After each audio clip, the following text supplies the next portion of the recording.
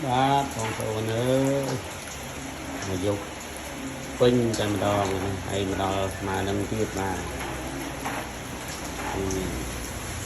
ពេញជាអស់ហើយទៀមបាទអញ្ចឹង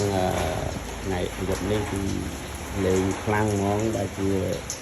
ចុងក្រោយហើយលេងនេះទៅគឺសរុបយកហ្មងបាទគឺនិតអ្នកដែលនៅកន្លែងលិច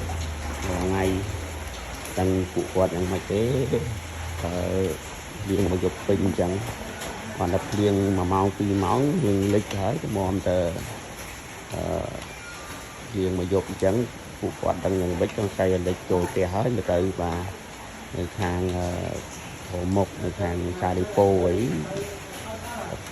ពីច្រើនជាងទៅ1ម៉ោង2ម៉ោងលិចចូលផ្ទះហើយលិចហើយអ្នកធ្វើដំណើរហ្នឹងក៏ពិបាកក្នុងការធ្វើដំណើរដែរហើយ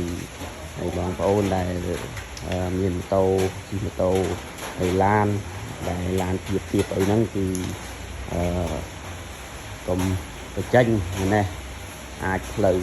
គ្រប់ផ្លូវអាចនឹងមានផ្លូវខ្លះលិចអញ្ចឹងអាចនឹងលុតម៉ាស៊ីនម៉ូតូអញ្ចឹងដែរធ្វើដំណើរត្រូវពិនិត្យមើលពីមុខថាមានទឹកហើយកុំទៅបាទវាផ្លូវទៅព្រោះអីនៅពេលដែលលុតទៅទាំងពិបាកយើងហើយខូចម៉ូតូខូចអីទឹកចូល